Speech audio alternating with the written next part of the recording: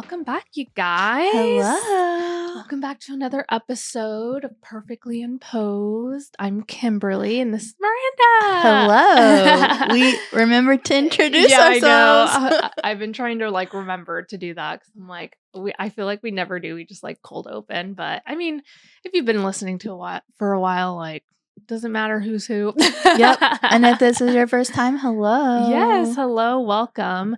Do you have any updates for us this week?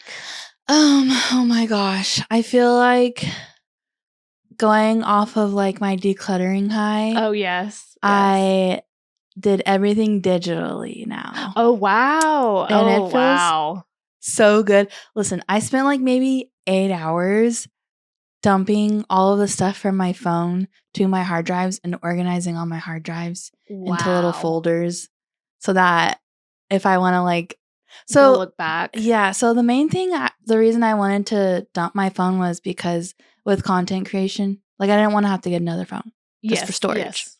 So I was like, okay. And then I was like, I want to know what it feels like to have a wiped phone. Oh, yeah. Because I've never had so much clutter. Yeah.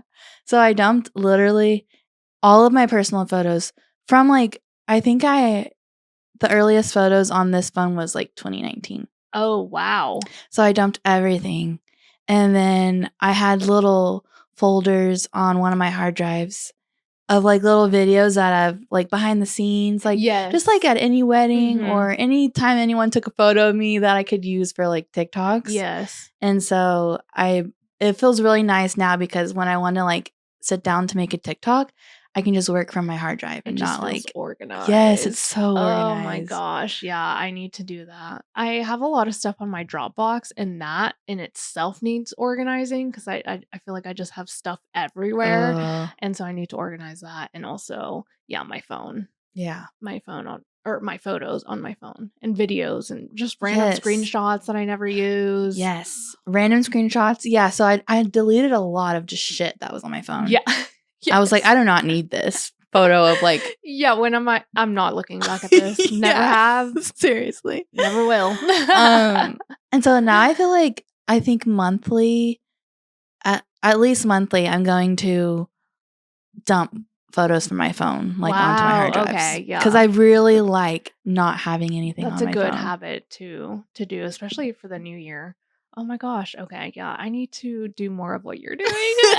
It feels so nice. Because it is true. It's just when it feels so unorganized, you don't want to go through it, find pictures or content that you can post. Oh, yeah, I think I need to be better at that. After a wedding, if I do get any videos, putting it in a folder or something. Yeah, that's so true. Wow.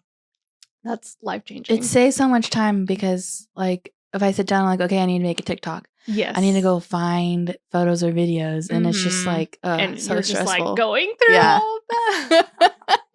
No, I know the struggle because that's how my Dropbox is. It's just I have a lot of content on there that I've taken this year within the last few years of me at weddings or wedding content, and it's just all disorganized and I can never find anything, and then I just don't post because then I'm just is it worth it to go through all of this? Yeah. I don't know. It probably is, but not right now. Yeah. Oh my gosh. Okay, yeah. So it was super exhausting.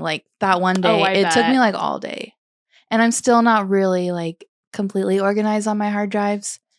But yeah. You're better than you were. Yes. That's crazy that it took you so long, but yeah, I know. It's just crazy. And that is the other thing that I was going to talk about for my update is realizing the significance of my Saturn return and how it has really affected me. Okay. And so, everyone talks about your Saturn return. And I feel that most people talk about it in a negative way, oh, it's the hardest time of your life. But I don't think it's negative because I think it's really just a shift in your brain that happens where it's okay, I am responsible for me in my life. Opening up. Yes. And I feel since I was born until, I turned 29, 30, I feel I kind of lived in the state of oh, that's going to happen in the future or whatever happens or I'll think about that later. And then now I'm actually, if I want something to happen, only me and I it was gonna make it happen. Yes, it's so true. And so it's like, wait, what? Why was I even talking about that? Maybe I was talking about like my hard drive organization. So I think something just like has switched to me where it's like the broken systems that I've had in my life, like they have to change now. Yes, because like, especially like now being in December and like wanting new energy for a new year, that kind of has a role in it. But seriously, since turning 30, I've just like shifted something where it's like, no, I gotta take control of my life. Yeah. Yes, it's so true. And I mean, I think that's like what you learn in your 20s. Like, yeah. It's like you're going through all that, and then in your 30s, you're like almost like fixing what happened in your 20s, but you also have like the wisdom of like why you're doing it and like how it's gonna not just help you right now, but also just help you in the future, which is really, really important. Something that I'm starting to learn too. It's like we all want like immediate success, immediate, just like, what's it called? Just like immediate gratification. There we go. And sometimes you just have to wait. Yes, for like the good things to come or happen. And it's just so hard when you just want it now, but some things, take time. That's another lesson I've hugely learned, like just this whole past year is like things take time. And I think because I'm such a person where it's like, if I want something or if I see something like a course or like something that I know that's going to like project my success in a fast way, I'll just immediately like purchase it or, and it's like that has worked in my early 20s because it got the ball rolling. But now that I know that things take time, it's like there's less urgency to be like, oh, I have to be the best right now. Yes. I'm like, I know things take time. And, I might not be where I want to be right now, but I have a whole year to figure that out. I'll get there. But it starts with like those small habits. Yeah. That you're talking about, like just decluttering, all being those organized. Things. Like it all really all accumulates. Yeah. Which is, that's something that I learned this year too, is just like being patient and just not getting the instant gratification right now. Because I was just thinking, I think it was yesterday, I was thinking about like, doom scrolling and just like binge watching TV shows and just like getting the instant gratification of like, okay, I don't have to, I'm just like living my best life right now. And it's because, I want to, but like I could be doing other stuff that my future self would thank me for. And I'm not doing it because I'm like want that instant gratification of like doom scrolling instead of, taking action on like one thing, like working out or just, I don't know, just literally anything, any good habit instead of doom scrolling, because it's like doom scrolling is not going to get me anywhere. Like it's not even like, it's not going to help me at all. Yeah. And so that's something that I've been learning recently too, where I'm like, why am I doing this? Like it's not helping anyone. It's not helping at all. Like maybe I'll learn a few things, but it's still not at the end of the day, it's not doing much. Yeah. And so, I've kind of been there too, where it's just like, I need to not do that. I need to be bettering myself, even if it's just a small habit, like working out for 30 minutes or going on a walk for 20 minutes or just not doom scrolling, or instead of doom scrolling, maybe reading a book. Just little things really will change like the trajectory of your life, which is kind of crazy. But you don't think about it in the moment because you're just like, I just want to do this right now because I'm going to get that instant gratification. Yeah. But that doesn't help your future self. Yeah. I think like my whole 20s, I really only thought about like me right here, right now.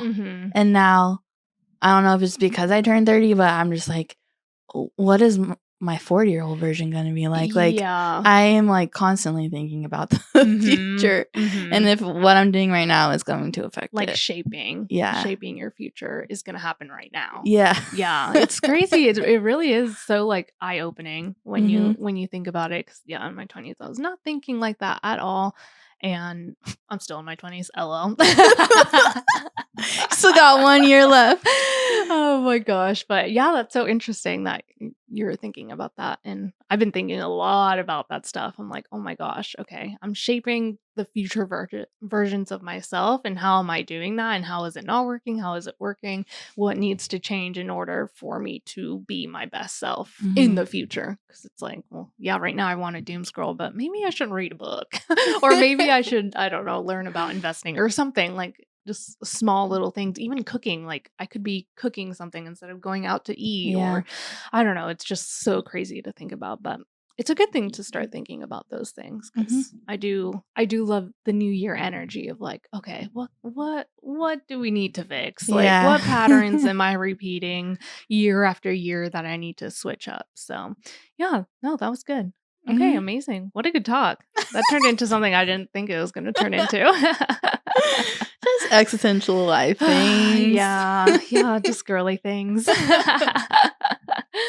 Oh my gosh. But was there anything else that you were wanting to I think chat those about? are all my updates. I'm excited to talk about marketing today. Yes. Okay, so I have my laptop out today because we're going to be talking about marketing and just kind of like my tips and tricks that I have, and some tips and tricks that Miranda has, and just kind of like get into how you can market your photography business, whether you're a wedding photographer or a content creator, like any type of business that's on social media.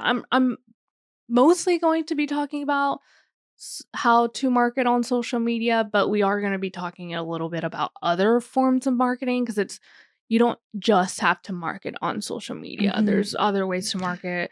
Just one bucket. Yeah, but we are going to talk a little bit about that. But mostly what I'm going to be talking about is social media marketing, because I feel like that's my strong suit right now.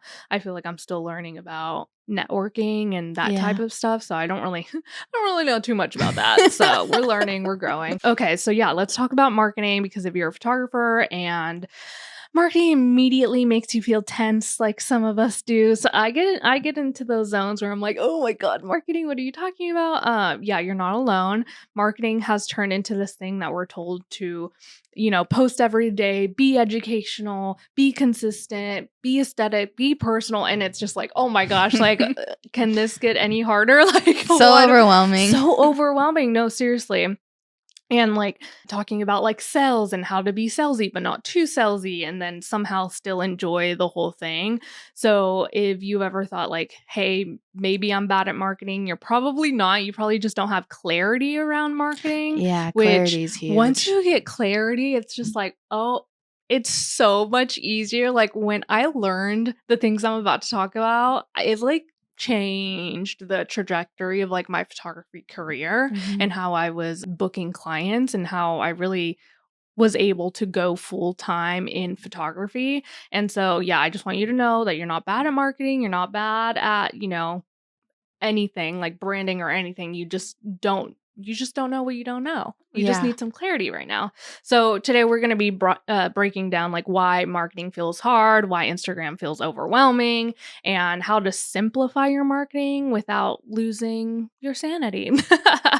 Because marketing isn't about doing more. It's more just like doing things on purpose. Like it's not about posting every day. It's not about like posting a reel 2 times a day or anything. It's like once you know how to market on purpose, it will feel so much easier to do it. Like having a strategy. Yes. Yeah. It'll feel way less overwhelming and like I don't know what I'm doing. And you'll just have like a clear path of like, oh, okay. Yes. I know what to do now. Like it's really not like that a plan. Hard. Yeah, it's really not that hard. And one of the things that I did want to talk about, because I feel like a lot of people get this mixed up, is like one of the biggest mistakes photographers make is confusing branding and marketing. Yeah. Because they're not the same thing. Branding is more of like who you are, and it's your why, it's your values, your voice, and how people feel when they interact with you and your brand. And then marketing is how you communicate that. And so branding is the personality and marketing is more so like the microphone. And when you try to market without branding, it kind of feels exhausting because you're just kind of posting. You don't know who you are, who your audience is, really you don't know what you're doing. Honestly, you just don't, there's just no connection. So you're just kind of like posting pretty photos and just like hoping that works. But if you don't know who your brand is and who you're marketing to, it's really not going to work as well as, you know, if you knew what you were doing. And that's why we talk about branding so much. Yes, because it's so exactly. important. It's so important to know what your brand is. But yeah, so if you don't know what makes you different, your audience won't either. And so that's how you kind of like fall into the zone where it feels like you're competing with everyone because you don't know who you are, and probably why you may not be getting as many leads as you want or as many like inquiries through Instagram or TikTok or wherever you're marketing, is because you probably just don't know who you are and what your branding is. So yeah, that's why we gotta differentiate the two, because I feel like most people skip branding Mm-hmm. and want to go straight into marketing, but you really need to know your brand before you go into marketing. And we do have a branding episode, so if you want to learn a little bit more about that, you should go listen to that, because I think it's a really good episode. Yeah. That's just me. No, it is. So yeah, most photographers are usually like, I don't know what to post. I post consistently, but I'm not getting any leads. Everyone just seems better than me. We've all been there. And that's just the strategy issue. And you were taught to like react instead of communicate. So we're like reacting to trends. We're reacting to the algorithm. We're reacting to what everyone else is doing.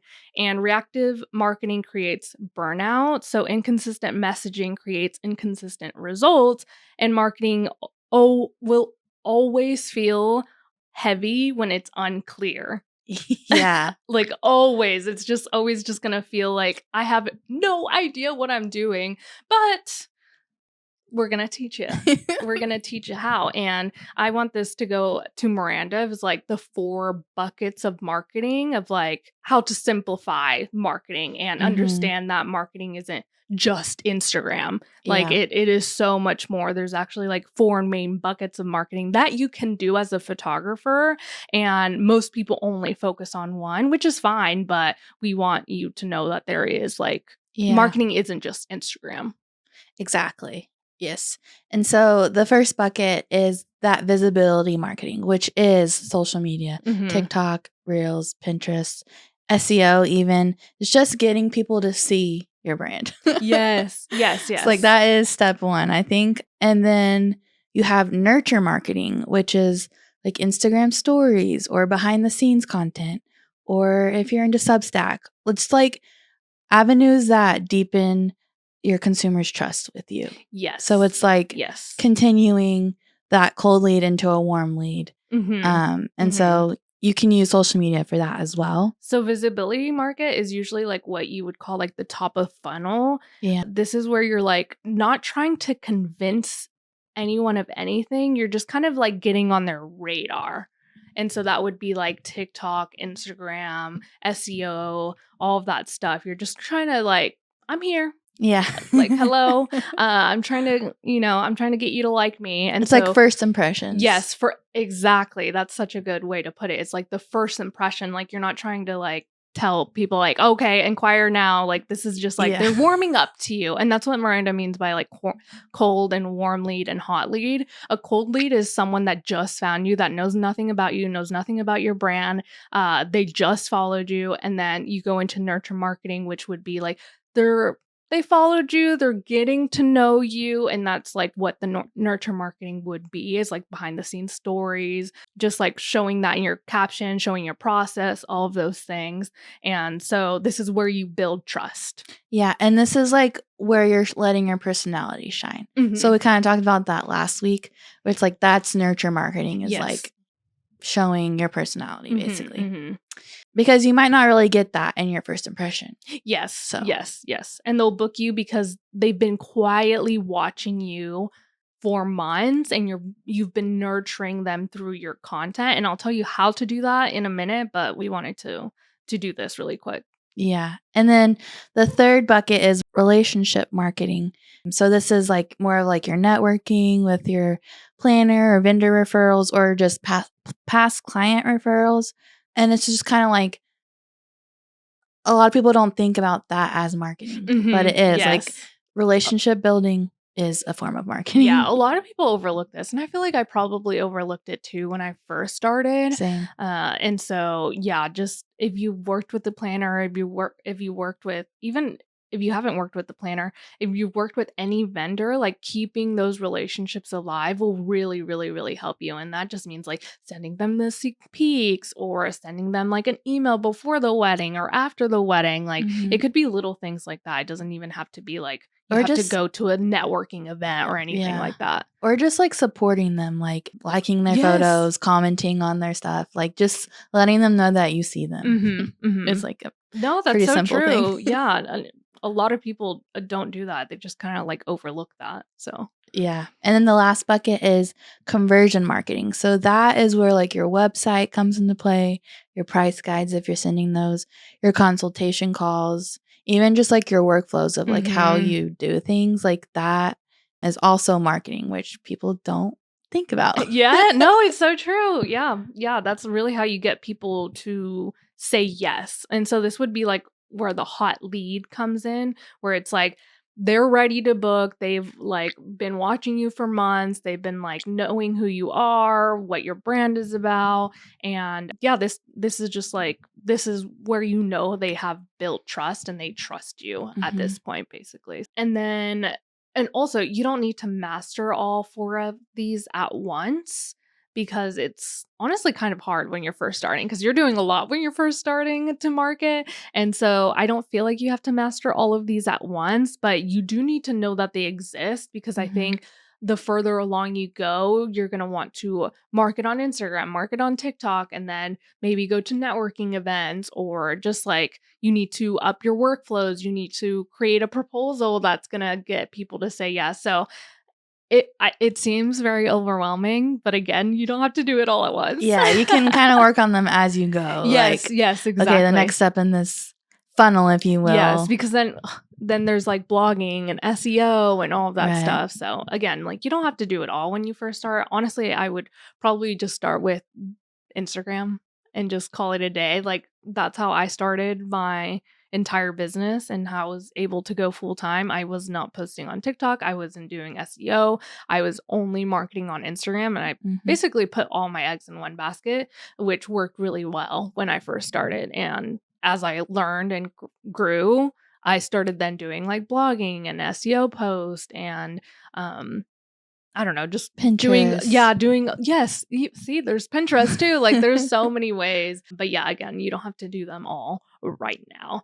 But so this is also something I think Miranda wrote down, but let's talk about some of the common mistakes photographers make because almost everyone listening has done some of these, like even us. Oh, me for sure. Yeah. Me still. Me still. One of like the main things I see is like only posting on Instagram like during a dry spell. Like if you're like, I haven't had an inquiry in 4 months, like now I'm gonna start posting. And so like I feel like we all have been there because everything is so overwhelming when you have a business.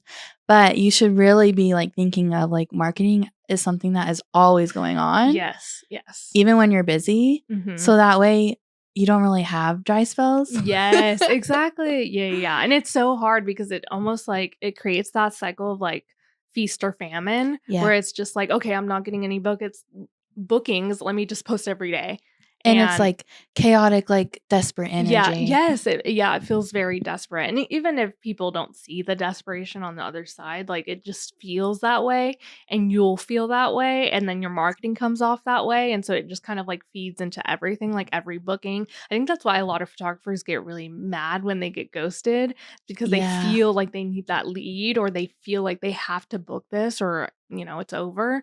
And so yeah, I definitely just like posting during a dry spell is really bad just for your mental health because it's telling you like, hey, only post when you're not doing good instead of just like posting all of the time, even when you are doing good. Because trust me, I've been under that in that cycle before. So well, it's also like when you just leave it to like just posting during a dry spell, it could feel like, why isn't this working? Yes. And it's not working because you haven't been like nurturing that the whole time. Yes, exactly. So, exactly. and No, that's so what true. can create like the desperation energy. And just like randomly posting with like no strategy, like just Yep. not knowing what you're doing. Yep. That's mistake number 2. Yeah. Which is like, that's just like like I feel like people think that's just the bare minimum I have to do is just post something. Yes. Yeah. And it's like, yes, but if you just had a plan, you wouldn't feel that like chaotic energy of like, oh, I just got to get something out. Like you would have a plan, you would know, and you would feel confident. And confidence is really major, especially when you're trying to nurture and also just win the lead too, because if you don't feel confident going into like the email or the proposal or that consultation call, like it could all just go south. And then you just don't book it, and then again that cycle starts again. So yeah, feeling confident is very, very important. And then maybe the last one I'd say is like not understanding who you're marketing to. Yes. Which we kind of talked about in the beginning, is like knowing your brand and who your ideal client is. Yes. Because it's one thing to have a consistent posting schedule, but if you're not like attracting the right people, it's just going to get you nowhere. And then you're going to get more frustrated. Yes. Yeah, exactly. If you're posting to everyone, you're posting to no one. Yep. Because not everyone is your client, and you want to think that everyone's your client, but not everyone's your client, because I know there's some sessions or weddings that you've done that you're like, I don't want to ever do this again. And it's usually not the client's fault, but it's just because you booked something that you don't really like to do, or they're just not your ideal client that you would love to work with every single time. And so not everyone is your client. And I think that's just doing you a disservice and your client a disservice if you're just booking whoever. Yeah. And I guess you'll learn along the way, because that's how the only reason I know who my ideal client is because I've booked people that aren't. And so that fine-tuned who my dream client is. So you will book people like that. It's not, don't be like scared to just, try things out and to figure it out, because at the beginning it is hard to kind of know who your ideal client is, because you're like, well, I haven't worked that much before, so I have no idea. You gotta put the reps in to figure out what you like. So don't be afraid to book. I'm not saying like don't book unless it's your ideal client, but I think once you start knowing who your ideal client is, marketing to them is going to be a lot easier, and also you'll know who your ideal client is the more you do sessions, weddings, whatever you want to do in the industry. But yeah, I guess speaking of dream clients, I wanted to talk about how to, find who your dream client is. I keep referring to it, dream client, ideal client, they're all the same thing. Yeah. I always like interchange all those points. But if you're talking to everyone, no one feels spoken to. So your dream client controls your captions, your tone, your stories, your examples, your offers, and not in like I don't know, I feel like controlling seems like the wrong word, but it is kind of true, because every time you're posting, you want to think about your ideal client and think, would they like this? Is this something that my ideal client could connect to? Is this something that my ideal client would need to know about me? And your content should feel like someone saying, oh my gosh, this is literally me. This is the photographer for me. And so you want your client or your content to do that. And your job isn't to be universally liked, which is that's such a struggle for people. I literally I still go through that, even just with the podcast brand. Your job isn't to be universally liked. Your job is to be deeply aligned with your dream client. So your content should repel the wrong people as much as it attracts the right ones. And that's trust in your content and your marketing and everything. I think Miranda does a really good job with this. Just like, since you're like more of a documentary photographer, I feel like you do a really good job of repelling people that want posed photos. And so your content kind of says that, like, very blatantly too, like very, I try to be. Is that the word, blatantly? Yeah. Like very like, yeah, I'm not doing post photos. Yeah. Yeah. But that's because you're wanting to attract people that are, that don't want that. I feel like that is deep inner work that someone has to do to be able to feel okay with not being liked by everyone. And that took me a long time to get there. But the faster that you can work on that, the better. Yes. Because that's when you're going to get more sales, is whenever you are not just attracting everyone and you're only attracting those main clients. Yeah. So. And it does take deep work to even know who your dream client is, because trust me, I know it feels like, what is she talking about, dream client? Like, I remember like asking like mentors, people of like dream clients, and no one could like really explain to me like how to figure out who my dream client is, because they don't really know my brand and they didn't know how I worked and what kind of people I wanted to work for. So it's really hard for someone else to tell you like who your ideal client is. But what I would start with is like, what do you like from certain weddings, from certain sessions that you would want to book more of? Is it like sessions that you don't want to post more people, or like is it sessions that you want to make your clients feel really good, like boudoir, or I don't know, just like you have to really dig deep into who you are as a person and like what you like to shoot.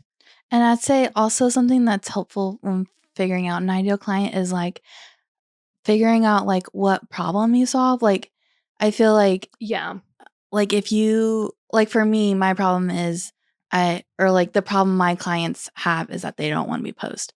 So I don't post them. Like that's very like narrow and like that's ideal client. It's not necessarily like they have to have this certain aesthetic, or like you can like narrow it down to I only want to shoot this aesthetic, and that could be your ideal client.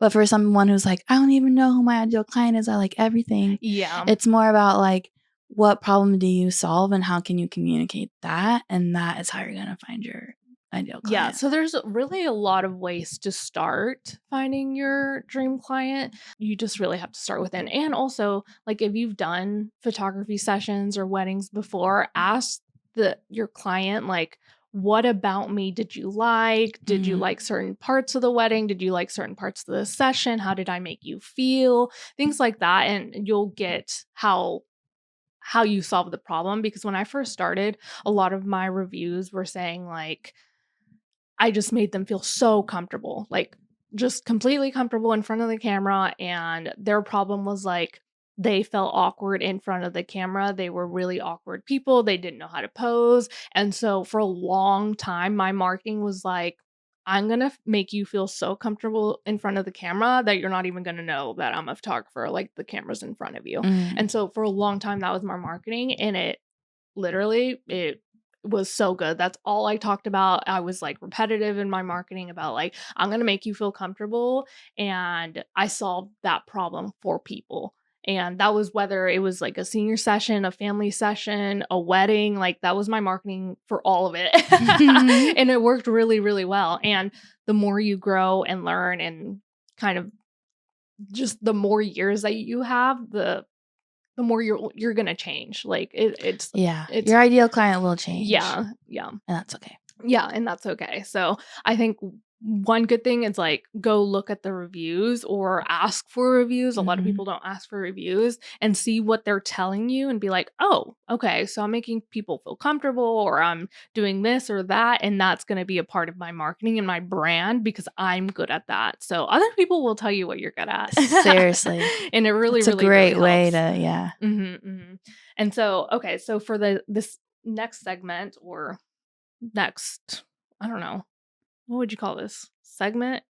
I don't know. This next part, I'm going to be talking about Instagram, because I think Instagram is so powerful for photographers specifically. And well, even content creators, honestly, anyone. It really is like such a good tool, and it's marketing free. Tool, Yeah, and it's free, and you don't have to pay for ads. You don't have to do anything, especially when you first start out. Like you'll think you'll want to spend like all this money, but like I spent like, actually, I don't think I've ever ran paid ads that like actually worked. Like I might have like experimented here and there, but I've never ran ads that like really gave me clients. I've done a few just to experiment because, I'm always learning. But Instagram is not your scrapbook. This is not like your personal Instagram. This is your storefront. Like that's how I would view your Instagram. Is we don't have a brick and mortar. So this is your storefront. And when someone lands on your page, they're subconsciously asking, is this for me? Do I need a wedding photographer? Okay, no, I don't. Do I need a wedding photographer? Oh, yeah, I do. Let me scroll through. Do I trust them? What do I do next? And if your bio is vague, your highlights are random, or if you don't have any highlights and nothing tells them how to work with you, you're just not going to get that follow and you're not going to get that inquiry because you're making people work hard, and your page should guide people and not confuse them. And clarity is what converts and what makes things easy, because if it's hard to be like, okay, where are they located? Okay, let's say I'm a Texas bride and I'm looking for a Texas photographer, and nowhere in their bio, in their Instagram, does it say Texas. They're not going to follow you even if you are in Texas, because it's like, well, I don't Yeah. what does this have to do with me? Yeah. Like, I'm not going to follow them. I mean, they might if they really, really love your work, but that's also has to do with like the nurturing content on your Instagram and just like how else your Instagram is. So I would definitely try to put where you're from, put some highlights of like, start here, this is what my business is about, and almost make it like a website where it's like, here's my portfolio, which is like your Instagram post, and your highlights are like, this is a little bit more about me, some behind the scenes, some weddings maybe could even be in your highlights. And so just like making it really, really clear of what you do and what's problem you solve. If you're a wedding photographer, a family photographer, boudoir photographer, whatever it is, like make that super, super clear in your bio. And a lot of the time, I think photographers, when they first start marketing, they try to make their bio more like poetic. Poetic, or like it's like a Tinder profile, like I love cats and coffee or whatever. Like, that's cool. Or I'm married to so and so. Yeah, or I have 3 kids. Yeah, and it's like, this is not your personal. You can put that on your personal profile. You can put that on your Tinder. You can put that anywhere else, but like, this is your business profile. Well, it's because like you're like ruining prime real estate. Like you only have so many characters in your bio. Exactly. And you only have so many seconds to like catch people's attention and give them clarity so that they don't move on to the next photographer. So you really want to make this your storefront, because think about like, if you go to a store and you don't know, if you walk in and you have no idea what's going on, you're walking out. Like if you don't need whatever's in that store, you're just going to walk out. And so that's what people are going to do on your Instagram. It's just, okay, I'm getting out of here. If I don't know what you do, where you are, or what's going on your page, and you're making it confusing, people will walk out. And so I think that's the problem that photographers have, is that they don't make it clear on their Instagram. And honestly, your bio, it doesn't have to be anything, poetic. It doesn't have to be anything crazy. Like, literally, what do you do? Yeah. That's all you have to put on there. What do you do? Who do you serve? And where are you located? Yeah, exactly.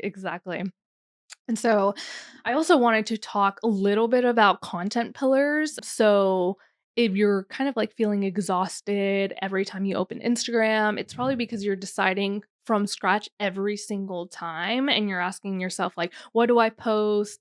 Is this on brand? Well, you're probably not even asking that because you don't know your brand yet. And does this make sense for my business? And that's really not like a creativity problem, because I think a lot of people are like, oh, I'm just not creative enough. I don't know how to do a caption. I just don't know what to post. It's more of like a structure problem, because you don't even have like content pillars giving you direction. And what content pillars do is they give you repetition and consistency, and they just give you like breathing room and like help you not have decision fatigue and overwhelm. And so that's where like the clarity comes in, where you're like, oh, if I just knew that, of course I could just post that. Like, it's not as hard as people make it sound. I feel like a lot of even like marketers or like people online make it so much harder than it actually needs to be, and it doesn't really need to be that hard. And so, for example, if you're a wedding photographer, your content pillars might look like this. It'll be your client experience, how you guide couples, how you make people feel comfortable, whatever it is that you do. The next one is like storytelling, why moments matter more than poses. Or the next one could be education. this is like tips, planning advice, what couples should know about you and your brand. And the next one, behind the scenes, what it's actually like working with you, because people won't know that unless you tell them. And the last one is personal connection. So your life, your perspective, your values. And so all of those pillars, you can make so much content. So like under client experience, you can talk about like a review that you got, or you could talk about like how you actually guide people into a pose, or like how you actually make people feel comfortable. And storytelling is also like a really good one. Miranda does this really well too, where you're trying to put people in the shoes of that wedding.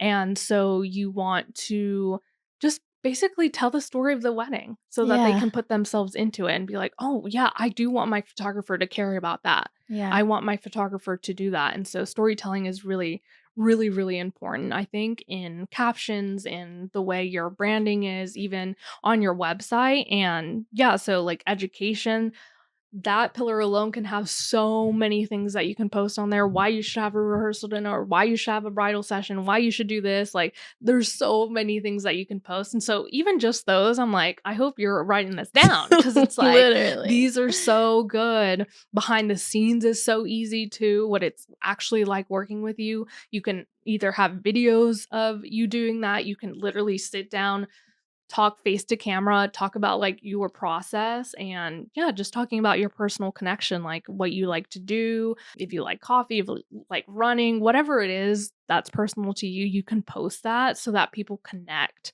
with you. And now, here's the important part, that these pillars don't mean you post the same thing over and over again. They mean that your message stays consistent, but the format changes. So one week your client experience might be a reel. The next week it could be a caption. The next week it could be an Instagram story. The next week it could be a testimonial. So it doesn't have to be like an Instagram post every single time. You're like, okay, I've talked about my client experience like 10 times, but you don't have to do it in the same format. You can even do it Right. on TikTok. You can make a blog post about it. Like, there's so many other ways to do it. And that's the consistency that I think a lot of people are missing. Consistency isn't posting every day. Consistency is about repeating your message until the right people recognize it and think, wait, I need that photographer. That's the photographer for me, because you're posting about it. You're nurturing the person that found you, instead of just like posting and then just that's it. Like you Yeah. don't have any strategy behind it. And I think that's why it's important to learn about like the buckets of like nurturing content and like how people find you, and also like how to actually sell. And so, yeah, I think that's really important to be more consistent in the message, instead of being consistent of just like posting every day just because you Yeah. feel like you have And to. that is super like important clarity to have, because I feel like a lot of times when I talk to photographers and they're like, oh, I haven't posted, like, or they feel like they don't have content to post, as I think their strategy is, I just had a wedding, let me get 10 photos from that wedding and post from that wedding. Mm-hmm. And then they think, I can't ever post from that wedding again. Yes. Mm-hmm. Like, that is done and done. And then they're like, oh, I'm out of content. Yes. And I'm like, well, if that's your strategy, is just sharing from each wedding, that's a strategy, but it's not a good one. Yeah. Yeah. And so this strategy of like posting content around certain message points, you have millions So and much millions of easier. content ideas for that. Yes, it is. It makes things so much easier and makes the ideas endless, because it is okay to be repetitive, because there's going Yes. to be some You people. have to be repetitive, Yeah. actually. Yeah. That's it's how it literally works. a marketing rule. Because people are going to find you, and that's how you're nurturing them. So once people find you, you're going to be popping up on their Instagram feed, and it's like, okay, one day you're talking about your client experience and they're like, ooh, okay, like, yeah, I want my photographer to do that. Next thing you know, you're posting about, I don't know, you're going on a run this morning. They're like, wait, I'm a runner. And so it's like you're really connecting these points to them, and you're building this connection that is really hard to do when you're just posting photos and not talking about anything else. Yes. So Yep. very important content types too, or these aren't content types, these are content pillars.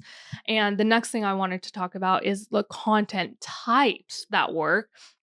And you can't just post one type of content. If all you do is post pretty photos, people might admire your work, but they won't necessarily book, which is we need people to book you. Like, Well, this they is won't why feel we're connected marketing. to them. Exactly. Like, this isn't just like a scrapbook. Like, you don't need people. You want people to admire your work and also book you. Yes. So you need a mix. And here's what that actually looks like. So it's really confusing to think about content pillars and content types, but stay with me here, okay? So here's what it looks like. This is a type of content is pain point content.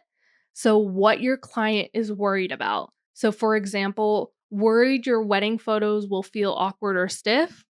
Here's my solution. Here is how I'm going to help you out. And that kind of goes with like, okay, I don't want a photographer that poses me all day, directs me all day. I just want to feel free. That's where Miranda comes in, talking about like documentary photography and how she works, how her client experiences. And that's a pain point content. Mm. So it's a content pillar that's your client experience, but the content type is like that pain point of like, I'm going to help you have a stress-free day because I'm not going to guide you or pose you all day, every day. And that's not what you want.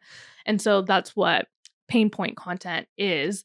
And then on the opposite side of that, there's pleasure content. So this is what life looks like after they work with you. So for example, your photos will feel like a memory and not a photo shoot. Or couples who tell me their day flew by and they actually enjoyed it. And so that shows the transformation of like, from when they booked you, they trusted you.